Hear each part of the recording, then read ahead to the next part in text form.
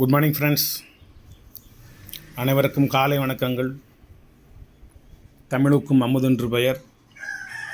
நாணயங்கள் சேகரிப்பாளர்களுக்கு ஒரு நாணயமான பதிவு. ஒரு UNC coin, Indian medical council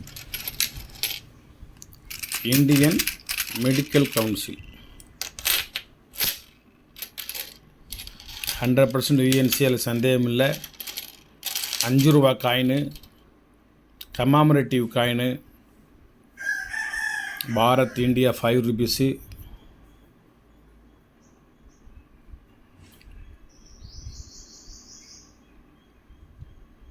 இந்த பக்கம் வந்து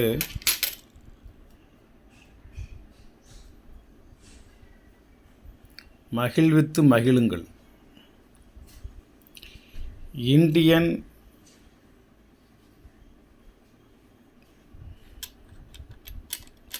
கவுன்சில்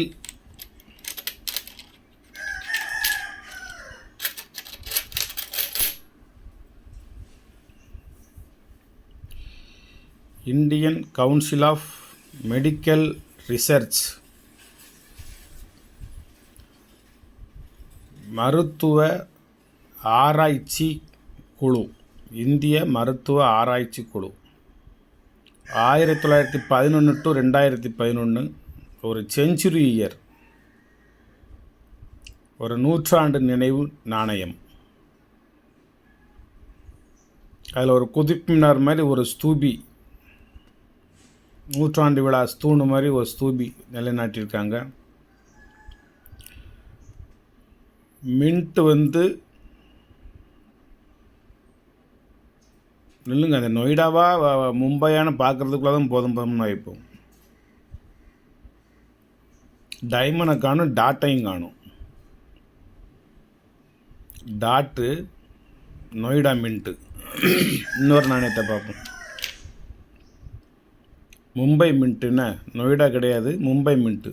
ஏன்னா இதெல்லாம் ஒரே பாக்கெட்டு, அதனால் ஒரு காயின் வேறு மின்ட்டும் ஒரு காயின் வேறு மின்ட்டும் இருக்காது.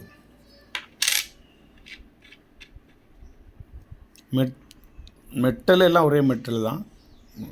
ஜூம் பண்ணி பார்ப்போம். இது வந்து டைமண்ட் மும்பை மின்ட்டு, அதுக்கு அடுத்ததும் டைமண்ட் தான் மும்பை மின்ட்டு.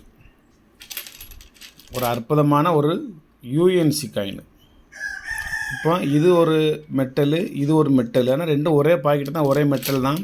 இது வெளிரிய பித்தளை நிலத்தில் தோன்றும். வெளிரியன்னா என்னது?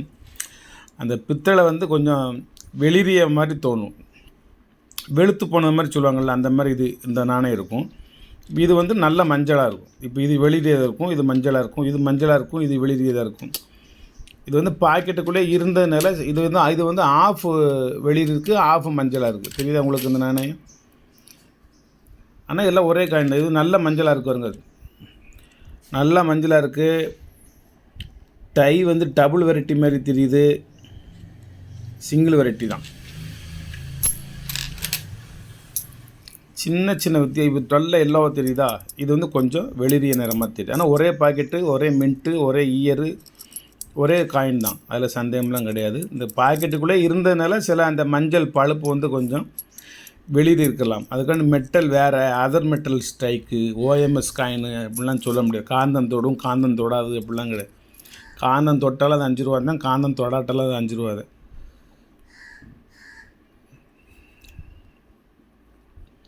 ரொம்பவும் நுணுக்கமாக உள்ள மைக்ரோ லெவலில் போகக்கூடாது, ஓரளவுக்கு போகணும், போகாமலே இருக்கக்கூடாது.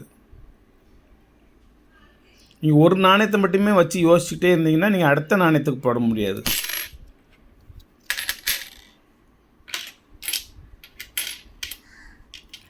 ஒரு பழமொழி உண்டு. என்ன பழமொழி? கம்பு ஒடிஞ்சிடக்கூடாது, பாம்பும் செத்துறணும் அப்படின்னு.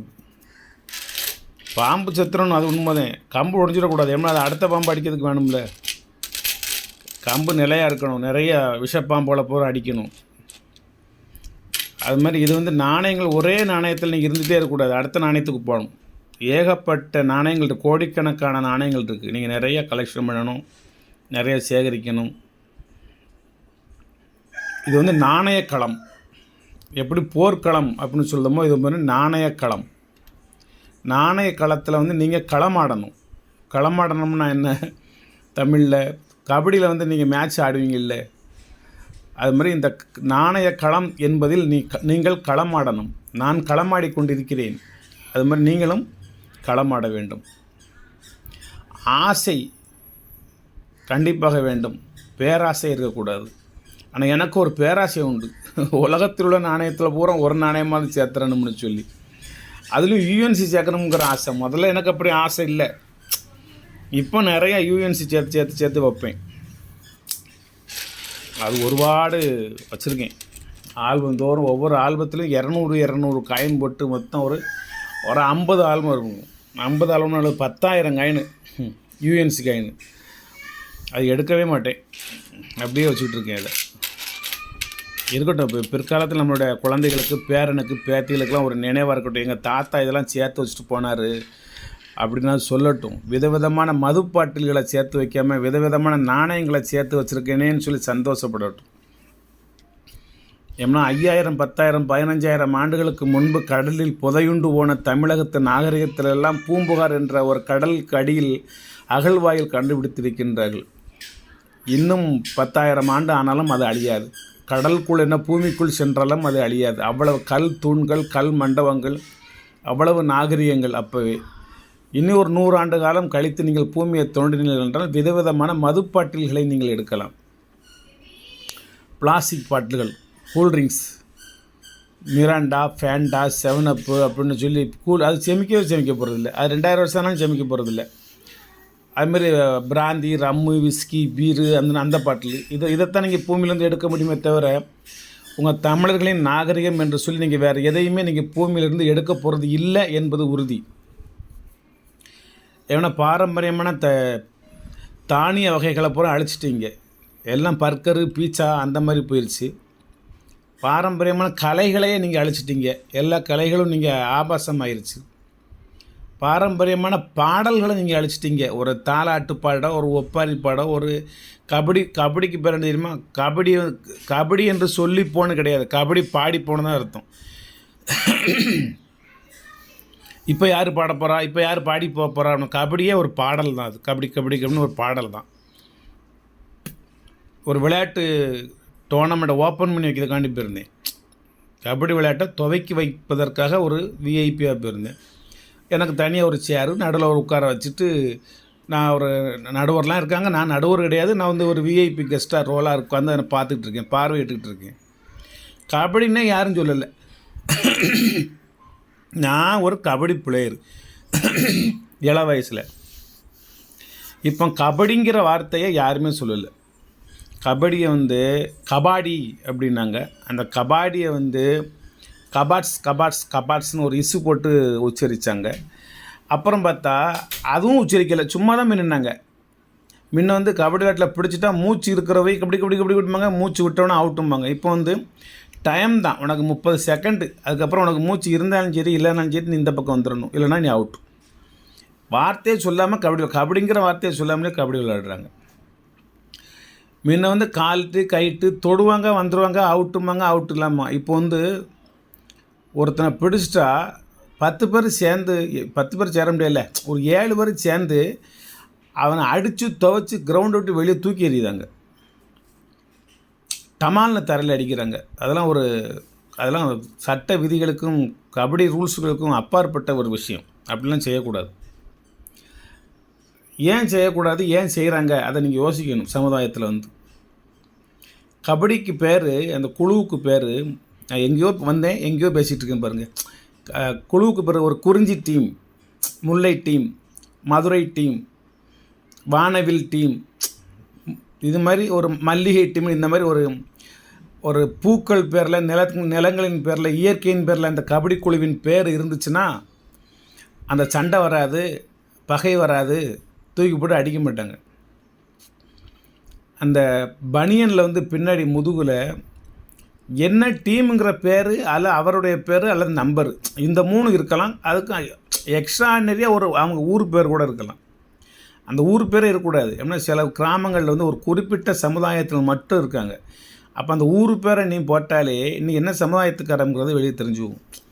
அப்போ விளையாட்டு வீரர் அவ்வளோதான். அதில் வந்து சமுதாய ரீதியாக போகவே கூடாது. நீங்கள் அந்த தலைவர் பேரில் ஒரு கபடி குழு, இந்த தலைவர் பேரில் ஒரு கபடி குழு, எவனோ ஒருத்தன் செத்து போனவன் பேரில் ஒரு கபடி குழு, ஒருத்தன் ஜெயிலுக்கு போனவன் பேரில் ஒரு கபடி குழு, இப்படிலாம் நீங்கள் வச்சு விளையாண்டிங்கன்னா உங்கள் சமுதாயத்துக்குள்ளே வந்து சண்டை வரும், பகை வளரும், ஒருத்தருக்கு ஒருத்தர் பழி வாங்கக்கூடிய உணர்வு வரும். அதனால் விளையாட்டு வீரர்களே உங்களுக்கெல்லாம் ஒரு பணிவான வேண்டுகோள், அந்த மாதிரிலாம் நீங்கள் வைக்காதீங்க. ஊர் பேரெலாம் எழுதாங்க, உங்கள் பேர் எழுதுங்க. நீங்கள் எப்படி எழுதுனா நீங்கள் யாருன்னு தெரியத்தான் போகுது, அது வேறு விஷயம்.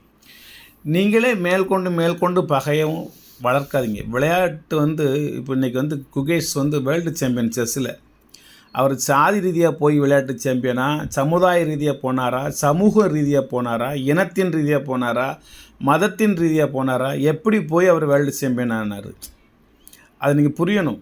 உலக சாம்பியன் ஆகிட்டு இன்றைக்கி அவ்வளோ 18 வயசுக்கு கீழே ஆகிட்டு இன்றைக்கி அவ்வளோ பெருமை, நாட்டுக்கு பெருமை, தமிழ்நாட்டுக்கு பெருமை. அப்போ நீங்கள் பெரிய பெரிய விளையாட்டு வீரர்களாக இருந்தும், நல்ல திறமைகள் இருந்தும், நல்ல ஒரு ஆரோக்கியமான தடகாத்திரமான உடம்பு வச்சுருந்தோம், அந்த ஜாதி மத ரீதிக்குள்ளே உங்களை நுழைக்க போய் அது விளையாட்டவே தெரியல, வன்கொடுமை செயல் மாதிரி தெரியுது, ஒரு அடிதடி மாதிரி தெரியுது. அப்புறம் ரெஃப்ரிலாம் ஏன் நிற்கிறாங்கன்னு தெரியல. அந்த ரெஃப்ரினுடைய பேச்சுக்கு நீங்கள் கட்டுப்பட மாட்டேங்கிறீங்க. அப்போ ரெஃப்ரி தேவையில்லை, அந்த ரெஃப்ரியை நீங்கள் நியமிக்க வேண்டாம்ல, நீங்களே சண்டை விட்டுக்கோங்க, நீங்களே விளையாண்டுக்கோங்க, கோப்பையை நீங்களே பிடிங்கிக்கோங்க. ஒரு கிராமத்தில் போய் பார்க்க போனேன், எங்கள் ஊர் தான் ஜெயிக்கணும், கோப்பை எங்கிட்ட தான் இருக்கணும்னு சொல்லி டீமை மாற்றி போடுதாங்க. இந்த டீமோட அந்த டீமோட கொலாப்ரேஷன் பண்ணி குழப்பி, அப்புறம் கட்ட பஞ்சாயத்து பேசி, இல்லை எங்கள் பரிசு எங்களுக்கு வேணும், நீங்கள் வந்து செகண்ட் ப்ரைஸ் வாங்கிக்கோங்க, அந்த 5000 பணத்தையும் வச்சுக்கோங்கன்னு சொல்லி ஒரு காம்ப்ரமைஸ் பண்ணி அனுப்பிச்சி விடுதாங்க. போர்க்களத்தில் என்றைக்கும் ஒப்பாரி வைக்கவே கூடாது. வாழ்க்கையே போர்க்களம், வாழ்ந்துதான் பார்க்கணும். போர்க்களம் மாறலாம், போர்கள் மாறாது.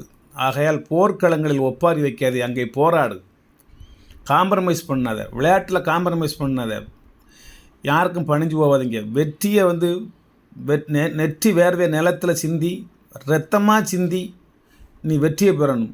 காம்ப்ரமைஸ் பண்ணி கட்ட பஞ்சாயத்தை வச்சு பேசி நீ ஜெயிக்கக்கூடாது, வெற்றி பெறக்கூடாது, கோப்பை வாங்கக்கூடாது, அது செல்லாது, அது ஏற்றுக்க முடியாது, ஒத்துக்கொள்ள முடியாது.